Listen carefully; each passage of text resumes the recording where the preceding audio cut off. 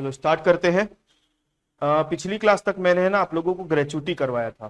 ठीक है, हम अभी क्या कर रहे थे, profit in lieu of salary. अगर इन सब नाम को अगर मैं बोलूं तो इनको अपन रिटायरमेंट बेनिफिट्स भी बोल सकते हैं। ठीक है, लेकिन इसको किस कैटेगरी में क्लासिफाई किया गया है, profit in lieu of salary. हमने ग्रेचुटी पूरा कर लिया था। अब मैं आप लोगों को आज लीव एनकेशमेंट ये करवाने वाला हूं। दूसरा मैं करवाने वाला हूं आप लोगों को कंप्यूटेड पेंशन। तीसरा करवाने वाला हूं वॉलेंट्री रिटायरमेंट या फिर सेपरेशन, वॉलेंट्री रिटायरमेंट कॉम्पेंसेशन या फिर वॉलेंट्री सेपरेशन कॉम्पेंसेशन, वीआरएस बोलते हैं इसको। ठीक है, उसके बाद मैं आप लोगों को कराने वाला हूँ रिट्रेंचमेंट कॉम्पेंसेशन। मतलब पूरा अपन profit in lieu of salary अपन खत्म करने वाले हो। ठीक है, फिर उसके बाद हम डिडक्शन करेंगे, हमारा नोट्स वाला रूल्स वाला जो पार्ट है वो खत्म हो जाएगा। स्टार्ट करें। Leave encashment.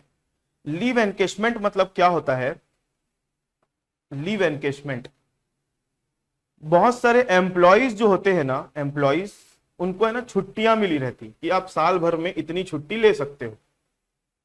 ठीक है, मान लो फॉर एग्जांपल एक एम्प्लॉय है, वो कहीं पे जॉब करता है और उसको साल में 30 छुट्टी अलाउड है कि वो 30 छुट्टी ले सकता है और उसको पेमेंट से उसके कुछ भी नहीं काटेंगे। मतलब अर्नड लीव भी बोल सकते हैं, पैसा भी मिलेगा और छुट्टी भी ले सकता है। तो कुछ एम्प्लॉयज ऐसे होते हैं जिनको अर्न लीव मिली हुई है। अर्न लीव मतलब छुट्टी मारेंगे तो भी पैसा मिलेगा, तो वो लोग छुट्टी भी नहीं लेते और उस छुट्टी वाले दिन भी आके काम कर जाते हैं। तो क्या होता है, एम्प्लॉयर है ना जितने दिन की छुट्टी दिया था उतने दिन भी वो एम्प्लॉय आके काम किया तो उसका एडिशनल पेमेंट करता है। उसका क्या करता है, एडिशनल पेमेंट करता है। तो एडिशनल पेमेंट करता है ना, तो उसको अपन क्या बोलते हैं, लीव एनकेशमेंट। उसको क्या बोलते हैं, लीव एनकेशमेंट। अब लीव एनकेशमेंट का है ना पेमेंट दो तरीके से होता है। लीव एनकेशमेंट का पेमेंट किस तरीके से होता है, दो तरीके से। एक होता है ड्यूरिंग एम्प्लॉयमेंट, एक होता है ड्यूरिंग एम्प्लॉयमेंट और दूसरा होता है आफ्टर रिटायरमेंट। तो ड्यूरिंग एम्प्लॉयमेंट अगर लीव एनकेशमेंट का पेमेंट हो रहा है तो वो फुल्ली टैक्सेबल होता है। क्या होता है, अभी हम जो लीव एनकेशमेंट की बात कर रहे हैं वो कौन से वाले की बात कर रहे हैं, आफ्टर रिटायरमेंट। क्योंकि profit in lieu of salary का मतलब मैंने बताया था, ये एक ऐसे पेमेंट होते हैं वो या तो नौकरी चालू होने के पहले या फिर नौकरी खत्म होने के बाद मिलते हैं। ड्यूरिंग द एम्प्लॉयमेंट अगर मिल रहा है तो उसको profit in lieu of salary बोल ही नहीं सकते। पास्ट एम्प्लॉयर से है ना, पास्ट एम्प्लॉयर से मिल रहा है या फिर प्रेजेंट एम्प्लॉयर भी नौकरी चालू होने के पहले कुछ दे सकता है। ठीक है, जैसे कई लोगों की ट्रेनिंग वगैरह होती है, ट्रेनिंग के दौरान उसकी ज्वाइनिंग नहीं हुई है, ज्वाइनिंग के पहले ट्रेनिंग हो रही है, तो ट्रेनिंग में अगर कुछ पैसा दिया जा रहा है तो वो profit in lieu of salary कहलाएगा, सैलरी नहीं कहलाएगा। क्योंकि जब तक ज्वाइनिंग नहीं होगी तब तक एम्प्लॉयर एम्प्लॉय रिलेशनशिप नहीं बना है, लेकिन उस समय भी कुछ मिलता है उनको तो profit in lieu of salary में जाएगा। क्लियर है, तो profit in lieu of salary during employment मिल ही नहीं सकता, मिलेगा तो कब, बिफोर एम्प्लॉयमेंट या फिर आफ्टर रिटायरमेंट। ठीक है, तो इसमें ग्रेचुटी ये सब आते हैं। तो हम अभी बात किसकी कर रहे हैं, लीव एनकेशमेंट। तो profit in lieu of salary में आ रहे हैं, मतलब ये वाला लीव एनकेशमेंट कैसा है, आफ्टर रिटायरमेंट मिल रहा होगा वो वाला है। देखो लीव एनकेशमेंट गवर्नमेंट एम्प्लॉय अगर है तो क्या होगा, फुल्ली एग्जेम्प्ट। अगर गवर्नमेंट एम्प्लॉय को मिल रहा है ये चीज तो फुल्ली एग्जेम्प्ट। और अगर अदर एम्प्लॉय है तो लीव एनकेशमेंट टैक्सेबल कैसे होगा। सबसे पहले जितना लीव एनकेशमेंट का अमाउंट मिला वो ले लो, exempt whichever is lower. आपको यहाँ पर अब 4 लिमिट कैलकुलेट करनी पड़ेगी, जैसे एचआरए में निकालते थे ना वैसे 4 लिमिट कैलकुलेट करनी पड़ेगी। पहला तो लीव एनकेशमेंट रिसीव्ड जो अमाउंट है वही ले लो। उसके बाद मैक्सिमम लिमिट है होती है इसकी कितनी, 3 लाख, ये ले लो। उसके बाद 10 महीना ले लो। ठीक है, 10 month into 10 month into average salary लेना है आपको। क्या लेना है, एवरेज सैलरी। एवरेज सैलरी 1 महीने की आएगी, उसको मल्टीप्लाई करोगे 10 महीने से। एवरेज सैलरी कैसे निकालोगे मैं बता रहा हूं, नीचे लिखा हुआ एवरेज सैलरी कैसे निकालना है। ठीक है, एवरेज सैलरी लेना है आपको कितने महीने की, 10 महीने की। उसके बाद 4th नंबर की लिमिट है एवरेज सैलरी, मतलब ये वाली जो एवरेज सैलरी है ना वही वाली एवरेज सैलरी यहां भी, into leave at the credit of an employee taking 30 days in a year for a completed year of services. मतलब इसको ना लीव टू इट्स क्रेडिट बोलते हैं, लीव टू एम्प्लॉयज क्रेडिट बोल सकते हैं। मतलब एम्प्लॉय के क्रेडिट में कितनी लीव पड़ी थी, कितने महीने की लीव पड़ी थी, वो निकालना पड़ता है यहाँ पे। तो इस क्या बोलते हैं, लीव एनकेशमेंट में ना सबसे ज्यादा अगर टेंशन आपको कोई चीज देगी कैलकुलेशन करने की, टेंशन नहीं बोल सकते, थोड़ा सा सोचना पड़ेगा किसके बारे में, इसके बारे में, बाकी पूरा इजी है। लीव टू क्रेडिट कैसे निकालना पड़ता है वो अपन सीखेंगे। क्लियर है मेरी बात? तो आपको 4 अमाउंट कैलकुलेट करनी है। पहला क्या है, जितना अमाउंट मिला वो ले लो, मैक्सिमम लिमिट 3 लाख, 10 महीना इंटू एवरेज सैलरी, और average salary into leave to credit. Leave to credit भी मंथ के फॉर्म में ही आएगा। जैसे यहाँ पे मैक्सिमम कितना महीना है, और ये निकाले आया 7 महीना, ये निकाले कितना है 7 महीना। बस ये चारों में लिमिट पे कंपेयर करो, विच एवर इज लोअर वो क्या हो जाएगा, एग्जेम्प्ट हो जाएगा। अब जो एग्जेम्प्ट हुआ, जो बचा हुआ अमाउंट आएगा क्या होगा, टैक्सेबल। अब यहाँ पे एवरेज सैलरी लेना है ना, तो एवरेज सैलरी कितना लेंगे अभी अपन देखेंगे आगे। अब यहाँ पे सैलरी लेना है, तो सैलरी में क्या क्या इंक्लूड होगा, एवरेज तो निकालते रहेंगे बाद में, लेकिन सैलरी पहले लेना है। तो सैलरी में क्या क्या इंक्लूड करना है, basic salary plus dearness pay plus dearness allowance plus commission on sales. Basic salary, dearness pay, dearness allowance plus commission on sales. अब एवरेज सैलरी की बात हुई थी, तो एवरेज सैलरी का मतलब कितने दिन का एवरेज सैलरी लेना है। एवरेज सैलरी या average of salary drawn in the last 10 month immediately preceding the date of retirement. जिस दिन रिटायर हुआ ना, उस दिन से पिछले 10 महीना आप काउंट करो। कितना महीना काउंट करोगे, 10 महीना। उस 10 महीने का आपको एवरेज सैलरी निकालना है। जिस दिन रिटायर हुआ उसके पिछले 10 महीने काउंट करो, उस 10 महीने का आपको क्या निकालना है, एवरेज सैलरी निकालना है। वही एवरेज सैलरी को आप यहां पर और यहां पर यूज करोगे। क्लियर है? और उस सैलरी में क्या क्या इंक्लूड होगा, basic salary, dearness pay, dearness allowance, conditional वाला और कमीशन ऑन सेल्स।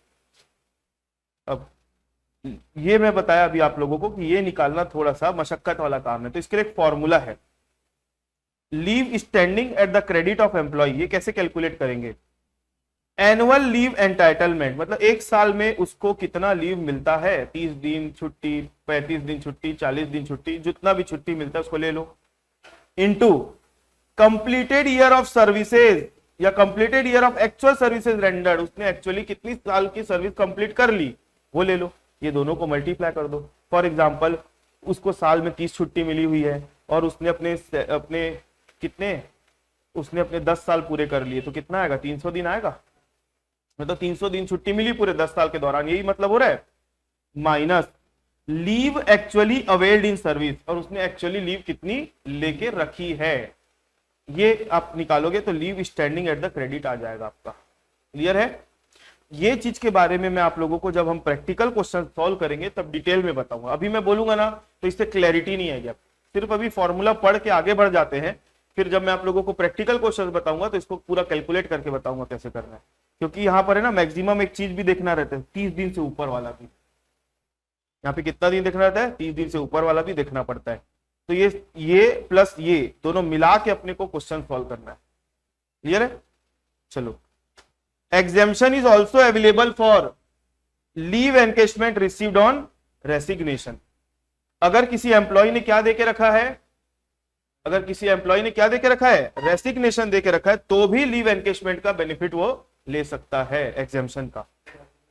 रेसिग्नेशन मतलब रिजाइन कर दिया, छोड़ दे रहा है खुद से। Fourth, if leave encashment received during employment, अभी मैंने बताया था अगर लीव एनकेशमेंट कब मिल रहा है, नौकरी के दौरान मिल रहा है, तो सबसे पहली बात profit in leave of salary नहीं कहलाएगा, वो उस सैलरी का पार्ट बन जाएगा। क्लियर है?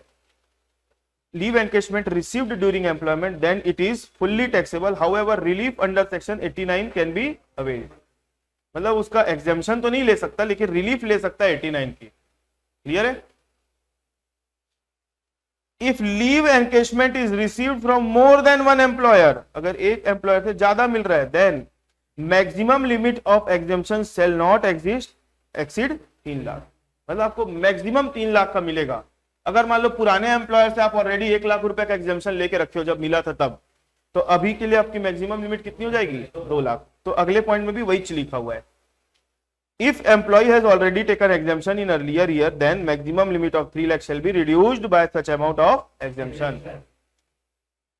If leave encashment received to legal heir widow of such employee who dies during employment, in such case leave encashment shall be exempt. अगर किसी ऐसे एम्प्लॉय की विधवा को या उसके लीगल हेयर को मिल रही है जो कि नौकरी करते करते एक्सपायर हो गया था during the term of employment, तो उस केस में लीव एनकेशमेंट क्या होगा, एग्जेम्प्ट हो जाएगा। ठीक है, तो ये कुछ कुछ पॉइंट्स है। देखो अगर मैं बात करूं एमसीक्यू की, तो एमसीक्यू में ना ये जो नीचे लिखे हुए नोट्स है ये बहुत काम आएंगे आप लोग। ठीक है, वो जब बनाएंगे तब आपको उसका महत्व समझ में आएगा, अभी की बात नहीं है, जब बनाएंगे तब आप समझोगे उसका। हाँ चलो, तो लीव एनकेशमेंट हमारा कंप्लीट हो गया। अब हम बात करते हैं किसकी, कम्यूटेड पेंशन की। कम्यूटेड पेंशन मतलब क्या होता है, सुनो। मान लो एक एम्प्लॉय है, ये रिटायर हो गया, इसको हर महीने 10,000 रुपए पेंशन मिलना चालू हो गई। क्या मिलना चालू हो गई, पेंशन मिलना चालू हो गई हर महीने के महीने। अब ये क्या किया, अपने एम्प्लॉयर को बोला, एम्प्लॉयर तो नहीं रहा, पास्ट एम्प्लॉयर को बोला जिससे पेंशन मिल रही है कि देखो मेरे को है ना 10,000 रुपए पर मंथ मत दो, आप इसमें से मेरा है ना 50% पेंशन को कम्यूट कर दो। क्या कर दो, कम्यूट कर दो 50% पेंशन। मतलब आप मेरे को हर महीने 10,000 मत दो, हर महीने कितना दो, 5,000 दो, बाकी जो 5,000 को कम्यूट कर दो। कम्यूट मतलब इसको रोक दो, इसके बदले मेरे को कोई लमसम अमाउंट दे दो। क्या कर दो, लमसम अमाउंट दे दो। तो ये जो लमसम अमाउंट मिलता है ना पेंशन के बदले, उतनी पेंशन नहीं मिलेगी, लमसम अमाउंट जो मिला उस पेंशन को बोलते हैं कम्यूटेड पेंशन। क्या बोलते हैं, कम्यूटेड पेंशन। कम्यूटेड पेंशन जो है ना फुल्ली टैक्सेबल नहीं होता है। तो कितना टैक्सेबल होता है, कितना एग्जेम्प्ट होता है, उसके लिए देखते हैं रूल। देखो कम्यूटेड पेंशन, अगर गवर्नमेंट एम्प्लॉय है, अगर कोई लोकल अथॉरिटी का एम्प्लॉय है, स्टैट्यूटरी कॉर्पोरेशन का एम्प्लॉय है। स्टैट्यूटरी कॉर्पोरेशन मतलब क्या समझते हो, स्टेट बैंक ऑफ इंडिया, ये कॉर्पोरेशन है कि कंपनी है, कॉर्पोरेशन है। LIC लाइफ इंश्योरेंस कॉर्पोरेशन है। इंडियन ऑयल कॉर्पोरेशन मतलब जो बड़ी बड़ी जो कंपनियां हैं, कंपनी नहीं बोल सकते, कंपनी के अलावा एक कॉर्पोरेशन होता है। कंपनी और कॉर्पोरेशन में क्या फर्क है, आप लोग अभी कंपनी लॉ पढ़ रहे हो ना, तो उसमें कहीं पे आपको बताया गया होगा कि कंपनी और कॉर्पोरेशन में फर्क होता है। क्या फर्क होता है, नहीं,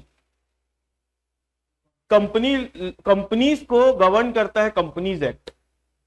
कंपनी को कौन गवर्न करता है, कंपनी के ऑपरेशन को गवर्न करता है कौन, कंपनीज एक्ट। लेकिन कोई कॉर्पोरेशन अगर है ना तो उसके लिए स्पेशल एक्ट बना होगा।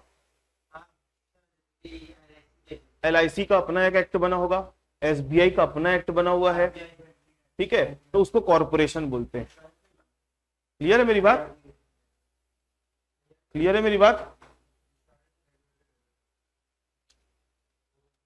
नहीं नहीं, वो तो रेगुलेटरी है, IRDA कोई एक्ट नहीं है, वो तो रेगुलेटरी बॉडी है, जैसे सेबी है स्टॉक सिक्योरिटीज के लिए। LIC एक्ट मतलब जो कंपनी है ना उनको गवर्न करने के लिए अलग से एक्ट बने हुए हैं, तो उनको कंपनी नहीं बोलेंगे, कॉर्पोरेशन बोलेंगे। जैसे दिखाऊं, नहीं एक मिनट ना,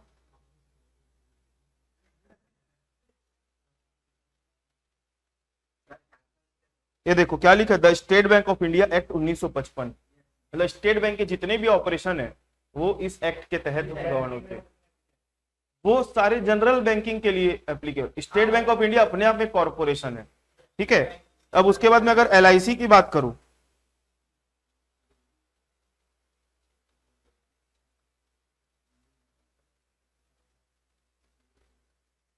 ये देखो LIC एक्ट 1956, LIC एक्ट 1956, ये अपन अभी इसको पढ़ नहीं रहे हैं, मैं सिर्फ एक उदाहरण दे रहा हूं कि भाई कॉर्पोरेशन किसको बोलोगे, जिसके लिए वो कोई कंपनी नहीं है, वो कॉर्पोरेशन है, उसके लिए स्पेशल खुद के लिए एक एक्ट बना होगा। ठीक है, चलो आगे बढ़ते हैं।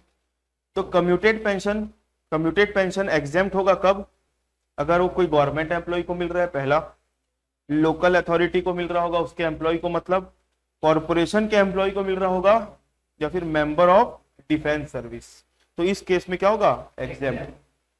और अदर केस में या अदर एम्प्लॉय के केस में कितना कम्यूटेड पेंशन क्या होगा, टैक्सेबल। सुनो, amount of commuted pension received, जितना कम्यूटेड पेंशन मिला वो ले लो, एग्जेम्प्ट कोई दो में से एक एग्जेम्प्ट होगा, कोई एक लिमिट एग्जेम्प्ट होगा, क्या, 1/3 of commuted value of pension, 1/3 of commuted value of pension. Commuted value of pension क्या होता है मैं भी बताऊंगा थोड़ी देर में, ठीक है। 1/3 of commuted value of pension कब लेना है 1/3, if receipt of gratuity, in receipt of gratuity, अगर उसको ग्रेचुटी मिलनी है या मिलने वाली है, ठीक है, तो उसको कितना कितना मिलेगा एग्जेम्पशन 1/3, और उसको ग्रेचुटी नहीं मिली या नहीं मिलने वाली है तो 1/2 of commuted value of pension. तो दोनों में कोई एक अमाउंट आएगी, विच एवर इज लोअर, नहीं भाई, या तो ये ग्रेचुटी मिल रही होगी तो ये, और ग्रेचुटी नहीं मिल रही होगी तो ये, ठीक है।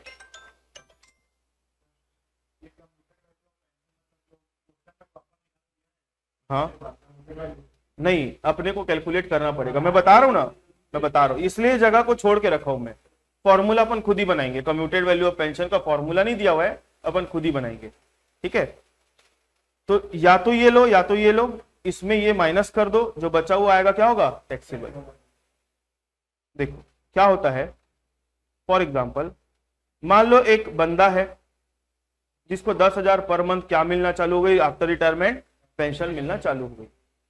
इसने अपना 60% पेंशन को क्या करा लिया, कम्यूट करवा लिया। क्या करवा लिया, 60% पेंशन को कम्यूट, 60% को कम्यूट करवा लिया है। अब उसके बदले इसको 1,50,000 रुपए लमसम अमाउंट मिल गया, किस नाम से, कम्यूटेड पेंशन के नाम से। और 10,000 का 60% क्या हुआ, 10,000 का 60% कितना होगा, 6,000 होगा, 6,000 मिलना बंद हो जाएगा। अब इसको हर महीने पेंशन कितनी आएगी इसके पास, ये नॉर्मल पेंशन है, 4,000 4,000 4,000 इसको मिलते रहेगी, ठीक है। लेकिन 6,000 अब मिलना बंद हो गया। उस 6,000 के बदले, 6,000 पर मंथ के बदले इसको कितना रुपए मिलेगा, इकट्ठा लमसम अमाउंट है, इसको क्या बोलते हैं, कम्यूटेड वैल्यू ऑफ पेंशन। अब इसका एग्जेम्प्ट कितना होगा वो बात हो रही है, इसका एग्जेम्प्ट कितना होगा वो बात हो रही है। अगर वो 100% पेंशन को कम्यूट करा लेता, अगर वो क्या करता 100, तो कितना अमाउंट मिलता, 60% करवाया, 60% करवाया तो 1,50,000 मिला, तो 100% कराता तो कितना मिलता, तो 1,50,000 इंटू 100 डिवाइड बाय 60। आई बात समझ में, तो करो कितना आता है, 1,50,000 इंटू 100 डिवाइड बाय 60, कितना होगा, 2 लाख, 2.5 लाख आया, ये 2.5 लाख है commuted value of pension. Commuted value of pension मतलब क्या है, 2.5 लाख। इसका 1/3 और इसका 2/3 निकाल के एग्जेम्प्ट करेंगे। अब 1.5 लाख मिला ना, तो 1.5 लाख पूरा पूरा टैक्सेबल नहीं है। 2.5 लाख का अगर मान लो इसको ग्रेचुटी मिल रही है तो 2.5 लाख का 1/3 कर लो,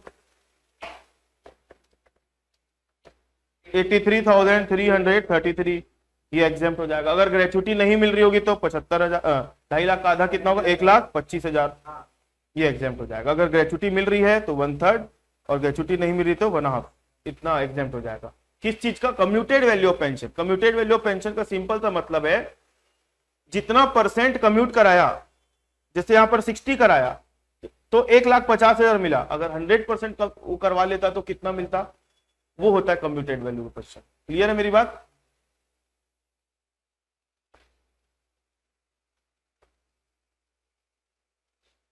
आई बात समझ में। तो commuted value of pension is equal to, इसका फॉर्मूला मैं खुद ही बना दूं, इज इक्वल टू होगा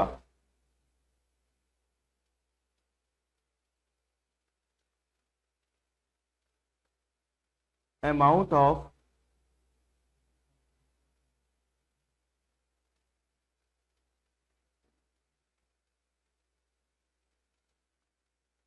इंटू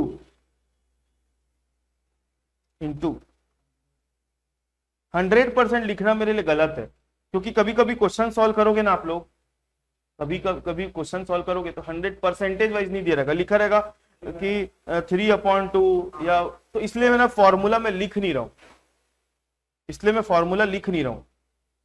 है बहुत इजी कम्यूटेड वैल्यू पेंशन क्या निकालना, उल्टा रिवर्स करना पड़ता है, ठीक है। Amount of commuted pension into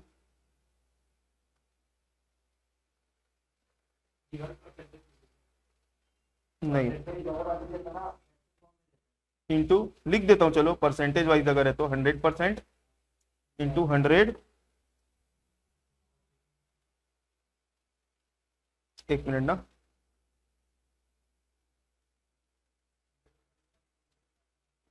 into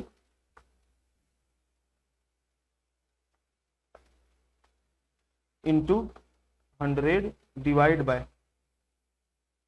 100 divide bye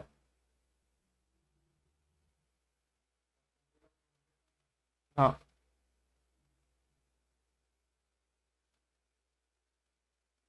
into 100 divide by percentage of या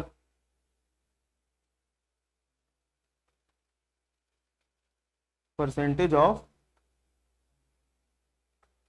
कम्यूटेड पेंशन। देखो ये कोई फॉर्मूला रटने वाली चीज नहीं है, लॉजिक है। अभी यहां पर मैं लिखा हूं जब परसेंटेज वाइज दिया रहेगा, अब जब परसेंटेज वाइज नहीं दिया रहेगा तो फॉर एग्जांपल मैं अगर यहाँ पे बताऊं कि एक आदमी को 10,000 पर मंथ पेंशन मिलती थी, उसने अपनी पेंशन का 2/3 क्या करवा दिया, कम्यूट करा लिया, मतलब 1/3 कम्यूट नहीं कराया है, तो इसको उसके बदले ना 90,000 रुपए मिल गया। क्या मिला, 90,000।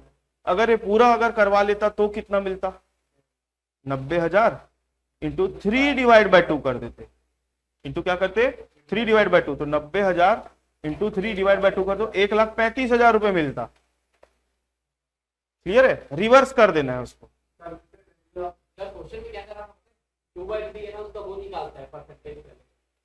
परसेंटेज में कन्वर्ट कर दो या फिर 2/3 मतलब कितना परसेंट होता है, 66% होता है, तो उल्टा कर दो उसको। ठीक है, चलो आगे बढ़ते हैं।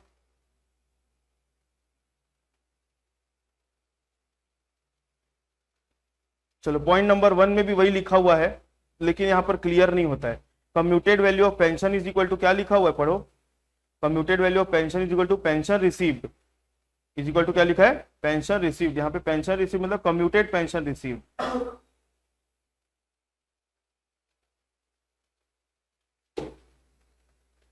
Commuted pension received divide by percentage of pension commuted divide by pension of percentage of pension commuted. ठीक है, ये क्या है, थ्योरेटिकली लिखा हुआ है, ऊपर मैंने उस चीज को फॉर्मूले में डाल दिया है। ठीक है, सेकेंड नंबर क्या है, amount of pension commuted is fully taxable in case of all employ. Sorry, amount of pension not commuted is fully taxable in case of all employ. मतलब जो पेंशन का पार्ट कम्यूट नहीं किया गया, मतलब normal pension की बात हो रही है, तो फुल्ली टैक्सेबल है। हर एम्प्लॉय, चाहे गवर्नमेंट हो चाहे कोई भी हो, सब में taxable. Pension received from UNO is exempt. Pension received from pension fund of LIC और any other approved insurer is exempt in case of all employ. मतलब कोई अलग से पेंशन फंड खोलवा रहा है LIC के पास या कोई अप्रूव्ड इंश्योरर के पास, तो उस केस में पेंशन क्या होगा, सारे प्रकार के एम्प्लॉय के केस में एग्जैम्प्ट होगा। ठीक है, कम्यूटेड पेंशन समझ में आया। हाँ, ये कोई अलाउंस और परक्विजिट नहीं है, तो अलाउंस और परक्विजिट थोड़ी हो, तो सैलरी का पार्ट होता है, ये एग्जाम थोड़ी होगा। रिटायर होगा तो ठीक है, लेकिन ये पेमेंट का पार्ट है, पेमेंट एग्जाम नहीं होता है government employee working in foreign के केस में। मैं अलाउंस और परक्विजिट की बात कर रहा हूँ, और अलाउंस परक्विजिट में पेंशन नहीं आता, वो पेमेंट्स में आता है। ठीक है, चलो पॉइंट नंबर 4, वॉलेंट्री रिटायरमेंट या सेपरेशन कॉम्पेंसेशन। इसको ना VRS कॉम्पेंसेशन के नाम से भी जाना जाता है। VRS कभी किसी को बात करते हुए सुने होंगे, VRS ले लिए। क्या होता है, कुछ एम्प्लॉयज ऐसे होते हैं जिनका भी नौकरी का टर्म बचा हुआ रहता है 5 साल 10 साल। अब उनको जो भी कारण होगा, अब उनको आगे नौकरी कंटिन्यू नहीं करनी है, रिटायरमेंट ले लेना है। तो बिफोर द टर्म एंड जितनी नौकरी बची हुई है उसके पहले ही वो क्या कर लेता है, रिटायरमेंट ले लेता है, या फिर उसको एम्प्लॉयर सेपरेट कर देता है, मतलब खुद से ले लेगा या सेपरेट हो जाएगा, तो उसके बदले एम्प्लॉयर को उसको क्या मिलेगा, VRS कॉम्पेंसेशन मिलेगा। तो ये कैसे टैक्सेबल होगा सुनो। तो यहां पर एम्प्लॉय को दो कैटेगरी में बांटा गया है। कितने कैटेगरी में? एलिजिबल एम्प्लॉय और दूसरा अदर एम्प्लॉय। एलिजिबल एम्प्लॉय मतलब पात्र कर्मचारी, मतलब जो उसके लिए एग्जेम्पशन मिलेगी एलिजिबल वालों को, और जो एलिजिबल नहीं है उनको एग्जेम्पशन नहीं मिलेगी, फुल्ली टैक्सेबल हो जाएगा वीआरएस कॉम्पेंसेशन उनके केस में। अब एलिजिबल एम्प्लॉय कौन होते हैं देखते हैं 5 मिनट में। पहले वीआरएस कॉम्पेंसेशन के अमाउंट की एग्जेम्पशन कैसे निकालते हैं सुनो। सबसे पहले amount of VRS compensation received, 4 limit यहां पे भी कैलकुलेट करनी है। पहला क्या है? Amount of VRS compensation received 3 month into salary last drawn into completed year of services. 3 month into salary last drawn into completed year of services. Salary last drawn into balance month left before retirement or superannuation. Salary last drawn, यहां पे पहले क्या करना है आपको? 3 महीना लेना है। Salary last drawn into number of completed years लेना है, या कंप्लीटेड ईयर्स ऑफ सर्विस लेना है। दूसरे वाले में क्या हो रहा है? सैलरी लास्ट ड्रॉन, आखिरी में जो सैलरी उठाया था वो, into balance month after, sorry balance month before retirement और superannuation. Balance month before retirement या सुपर एन्वेशन, ये आपको देखना है। ऐसे होता है कि 5-6 महीने पहले आखिरी बार पैसा मिला था, उसके बाद अटका हुआ पैसा फिर बाद में नहीं, सैलरी लास्ट ड्रॉन मतलब जो प्रैक्टिकली उसको पिछले बार सैलरी मिल रही थी उसी को लेना है। और उसके बाद मैक्सिमम लिमिट कितनी है? 5 लाख। ये चारों में आप देखोगे सबसे छोटा क्या है? जो छोटा होगा वो क्या हो जाएगा? एग्जेम्प्ट, और इसमें माइनस करोगे बचा वो क्या आ जाएगा? टैक्सेबल। यहां पर भी सैलरी इज इक्वल टू क्या होगा? Basic salary, dearness pay, dearness allowance conditional वाला और कमीशन ऑन सेल्स। क्लियर है? नोट्स। एलिजिबल एम्प्लॉय मतलब कौन? एलिजिबल एम्प्लॉय मतलब only the employ of following undertakings are eligible. पहला, employ of any other company, मतलब ये बोल के सारी कंपनियों को ले लिया अपने अंदर। Employee of central government, state government, union territory और फिर local authority. Employee of cooperative society, employee of university, IIT, IIM. यहां पर है ना आईआईटी और आईआईएम क्लियरली नहीं लिखा हुआ है, थोड़ा सा उसको वर्डिंग घुमा के लिखा हुआ है, तो मैं अपना जो इंटरप्रिटेशन है उसके हिसाब से आईआईटी और आईआईएम डाल दिया हूं। क्लियर है? और एनी नोटिफाइड इंस्टीट्यूशन, नोटिफाइड मतलब सीबीडीटी जो नोटिफाई करेगी कि भाई ये भी ऐसे इंस्टीट्यूशन है जहां अगर एम्प्लॉय काम करेगा उसका वीआरएस कॉम्पेंसेशन क्या हो जाएगा? वो एलिजिबल हो जाएगा। तो एलिजिबल होगा तो उसके लिए एग्जेम्पशन निकाल लेंगे। क्लियर है? अब guidelines for claiming exemption. Guideline, कुछ गाइडलाइंस है भाई वीआरएस कॉम्पेंसेशन लेने की। सबसे पहले वीआरएस कॉम्पेंसेशन दिया क्यों जाता है? वीआरएस होता क्यों है? वॉलंटरी रिटायरमेंट क्या होता है कि स्कीम आती है। ये स्कीम कौन चलाता है? Employer.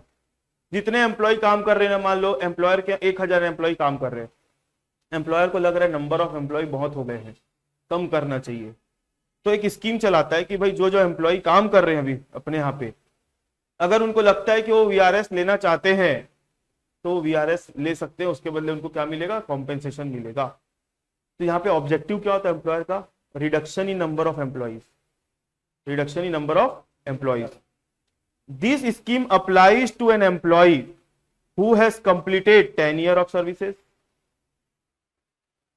or completed 40 years of age except in case of employee of public sector company। मतलब ये जो स्कीम है वीआरएस स्कीम कब अप्लाई होती है?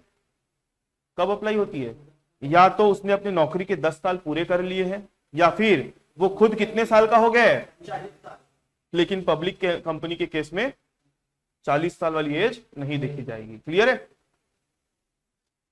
It applies to all employee. VRS compensation जो अप्लाई होता है किसके लिए अप्लाई होता है? सारे employee including workers and executive except director of a company और कोऑपरेटिव सोसाइटी। मतलब इस सारे एम्प्लॉय और वर्कर के ऊपर अप्लाई होता है, बस किसके ऊपर नहीं होता है? डायरेक्टर और कोऑपरेटिव सोसाइटी वालों के ऊपर। क्लियर है? डायरेक्टर कंपनी के और कोऑपरेटिव सोसाइटी के डायरेक्टर के ऊपर अप्लाई नहीं होता है। रिटायरिंग एम्प्लॉय, जो एम्प्लॉय क्या हो रहा है? रिटायर हो रहा है, is not employed in another company और concern belonging to same management, मतलब उसी मैनेजमेंट का मान लो कोई और यहां से नौकरी से निकाल दिए और उसी मैनेजमेंट का कोई दूसरा इंस्टीट्यूशन था, वहां जाके नौकरी में लग जा रहा है वो, तो ये वाला काम नहीं होना चाहिए, ऐसा बोल रहा है। ठीक है, अब D, since this scheme is for the purpose of reduction in existing strength of employee, मतलब ये स्कीम क्यों लाई गई थी लेखराज, ये स्कीम क्यों लाई गई थी, स्कीम क्यों लाई गई थी? हाँ, reduction in number of existing strength of employ, hence vacancy caused by voluntary retirement और separation is not to be filled up, मतलब जैसे ही नौकरी से निकाला गया सबको वीआरएस देने के बाद, इसका मतलब ये नहीं कि उनको निकाल दिया तो दूसरों को डाल दिया, मतलब उतने लोग खाली हो जाना चाहिए। तो पहले 1000 लोग काम कर रहे थे, 200 लोगों की छटनी हुई, तो अब स्ट्रेंथ कितनी रहेगी एम्प्लॉय लोग 800, अब ऐसा नहीं कि 200 को निकाल दिए तो नए 200 की भर्ती हो गई, ऐसा नहीं होना चाहिए, 800 ही होना चाहिए, क्योंकि तुम्हारा उद्देश्य भी था ना एम्प्लॉय के नंबर को कम करना है। तुम 200 को नया देखे तो नंबर कम थोड़ी कर रहे हो, रिप्लेसमेंट कर रहे हो आप तो उनका, उसको वीआरएस नहीं बोलेंगे। क्लियर? हाँ तो वो एलिजिबल नहीं होगा। हाँ, एलिजिबल नहीं, बात अपन अभी गाइडलाइंस की बात कर रहे हैं, एलिजिबल एम्प्लॉय की तो बात यहीं पर ही खत्म हो गई। गाइडलाइन की आप क्लेम कर रहे हो ना, एग्जेम्पशन क्लेम कर रहे हो ना, तो ये गाइडलाइंस फॉलो करने पड़ेंगे आपको, यहाँ पे एलिजिबल एम्प्लॉय की बात नहीं हो रही। हाँ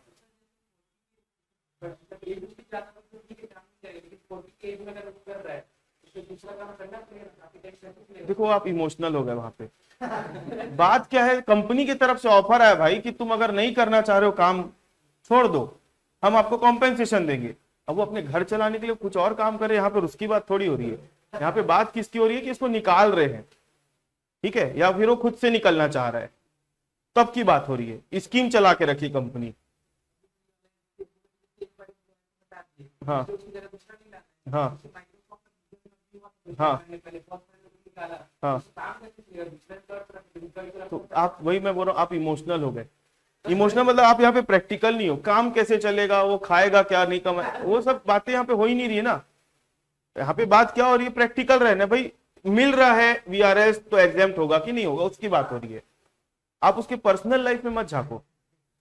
कंपनी अपनी ऐसी तैसी कराए, वो कम कर दिए, कम अपने स्टाफ को कम कर दिए, बहुत सारे काम हो सकते हैं भाई, क्योंकि हो सकता है कि कभी जरूरत पड़ी होगी तो एक्स्ट्रा स्टाफ रिक्रूट हो गए होंगे। अब कंपनी को जरूरत नहीं उतने स्टाफ की, फालतू सैलरी जा रही है कि नहीं? हो सकता है कि अब कंपनी का पहले जैसा काम नहीं रहा तो कम कर रही है, बहुत सारे रीजन हो सकते हैं। हाँ, तो वो चीज में आपको जाना ही नहीं है भाई, ठीक है। चलो, आप लोग इमोशनल हो जाते हो। If employee has taken exemption under this section in any assessment year, then no exemption shall be allowed to him in any other assessment. अगर मान लो एम्प्लॉय ने पहले किसी असेसमेंट ईयर में एग्जेम्पशन ऑलरेडी लेके रखा है वीआरएस कॉम्पेंसेशन का, तो उसको अब फ्यूचर में और दोबारा से एग्जेम्पशन नहीं मिलेगा। If employee has taken relief under section 89, employee ने क्या करके रखा है, रिलीफ लेके रखा है under section 89 regarding VRS, VRS से रिलेटेड रिलीफ लेके रखा है किसी असेसमेंट ईयर में, तो फिर वीआरएस की रिलीफ उसको दोबारा से नहीं मिलेगी फ्यूचर में कभी। क्लियर है? No relief under section 89 regarding VRS shall be allowed to him in any other assessment year. ठीक है, तो ये हो गया भाई पूरा किसका, वीआरएस कॉम्पेंसेशन का। ठीक है, देखो ये सब छोटे छोटे पॉइंट्स है ना भाई, ये एमसीक्यू कहीं से भी घुमा के कुछ भी पूछ देगा, और अगर ये अनछुआ रहेगा कोई भी टॉपिक या कोई भी कॉन्सेप्ट या कोई भी लाइन, तो आपका कॉन्फिडेंस आएगा ही नहीं। एक एक पॉइंट, हाँ अब आपको ना तैयारी करनी है ना, आपको नोट्स पूरे पढ़ने हैं, बस पढ़ने हैं। इतना गारंटी है कि 2 से 3 बार आप पढ़ लिए हो ना, तो अगर उससे रिलेटेड कुछ आ गया तो आपके दिमाग में पक्का क्लिक करेगा कि हाँ इससे रिलेटेड ये था। क्लियर है? बाकी तो प्रैक्टिस, और जितना ज्यादा प्रैक्टिस करोगे उतना आप परफेक्ट होते जाओगे। ठीक है, प्रैक्टिकल क्वेश्चन बनाने से सिर्फ आप प्रैक्टिकल क्वेश्चंस में मजबूत होगे, है ना, और उससे रिलेटेड जो नियम है वो लेकिन आप एमसीक्यू बनाने से आप थ्योरेटिकल पोर्शन में भी क्या होते हो, क्योंकि एमसीक्यू है ना वो खाली चीजों को भरता है, मतलब आपके नॉलेज को भरने का काम करता है। आप प्रैक्टिकल क्वेश्चन बनाए तो आपका जो नॉलेज जो सीखे तो कितना सीखे, जितना प्रैक्टिकल क्वेश्चन में लग रहा है उतना ही सीखे। लेकिन एमसीक्यू एक ऐसी चीज है जो पोर्शन के ऊपर प्रैक्टिकल क्वेश्चन नहीं बनाए जा सकते उस पार्ट को भरने का काम करता है, उस चीज का नॉलेज हमको देता है। ठीक है, तो आपको क्या करना है, लॉ को मतलब जो भी हम लिख रहे हैं पढ़ रहे हैं उसको दोनों तरीके से अपने को अपनी तैयारी रखनी है। ठीक है, चलो तो हो गया retrenchment compensation, sorry voluntary retirement compensation हो गया। अब अपन बात करेंगे किसकी, रिट्रेंचमेंट कॉम्पेंसेशन की। रिट्रेंचमेंट मतलब देखो वॉलेंट्री एक इसके ऊपर आया था क्या, वॉलेंट्री मतलब इच्छा से, वॉलेंट्री मतलब क्या, इच्छा से। अब यहां पर बात किसकी हो रही है, रिट्रेंचमेंट, यहां पे बात निकालने की हो रही, जबरदस्ती। यहां पे इच्छा से वाली बात नहीं हो रही, यहां पे जबरदस्ती वाली बात हो रही है।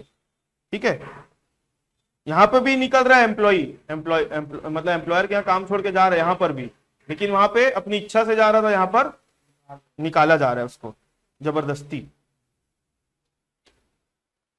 अच्छा, यहां पर दो वर्ड आया था, वॉलेंट्री रिटायरमेंट और सेपरेशन।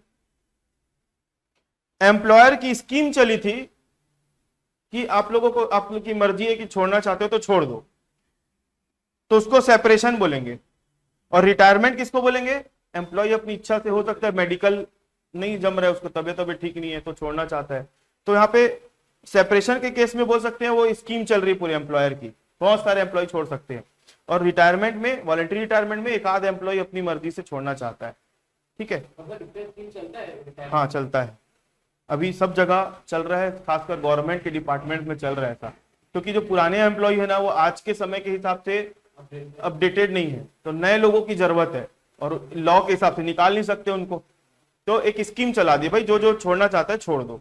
तो बहुत सारे लोग वीआरएस ले लेके बैठ गए, फिर वो पैसा मिलता है उसका अपना बिजनेस करते, क्योंकि उन लोगों को भी काम करते करते एक मोनोटोनस हो गया, तो नया कुछ देखने को मिलता है। चलो स्टार्ट करते हैं, रिट्रेंचमेंट कॉम्पेंसेशन। रिट्रेंचमेंट कॉम्पेंसेशन मतलब जबरदस्ती निकालेगा employ.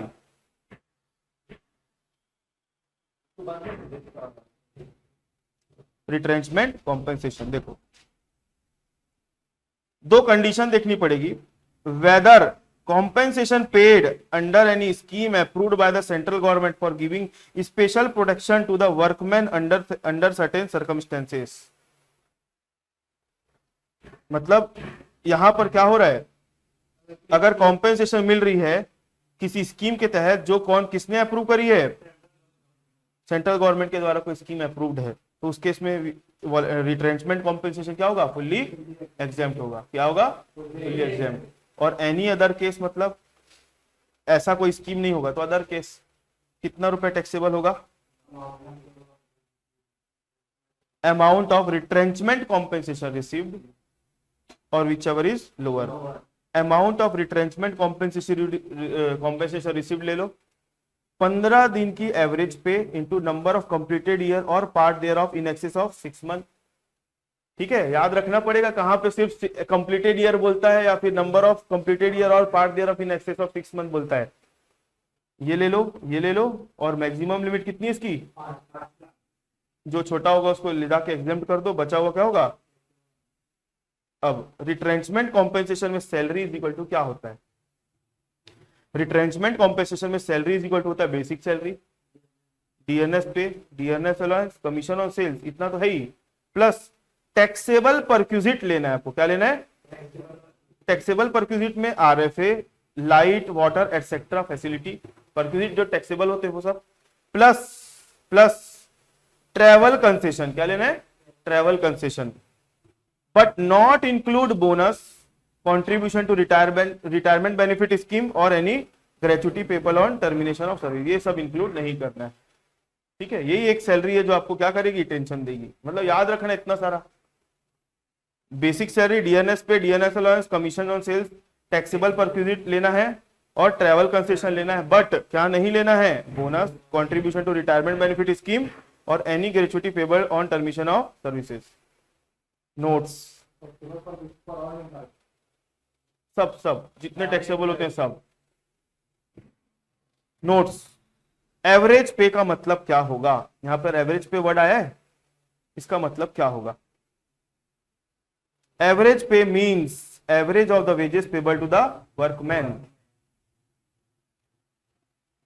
Average pay means average of the wages payable to workmen in case of monthly paid workmen, in case of weekly paid workmen, in case of daily paid workmen। तीन type के worker होते हैं, monthly payment हो रहा होगा, weekly हो रहा होगा या फिर डेली।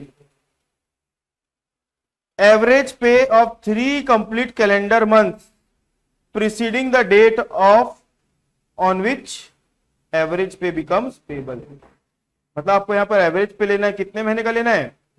3 कंप्लीटेड कैलेंडर मंथ, कब से?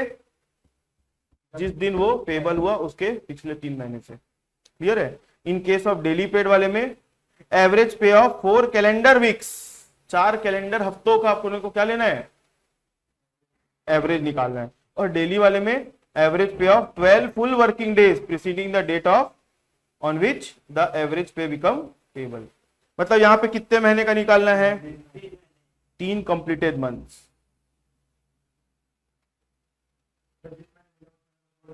हाँ नहीं, उसके प्रीसीडिंग लिखा है यहाँ पे कितना? 4 कैलेंडर वीक्स, और यहाँ पर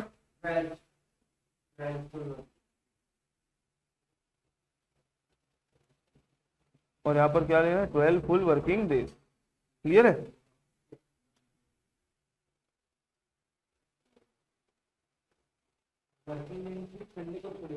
वर्किंग डे मतलब संडे कहां से आएगा? क्लियर है? तो हमारा profit in lieu of salary भी क्या हो गया? खत्म। Profit in lieu of salary भी खत्म हो गया।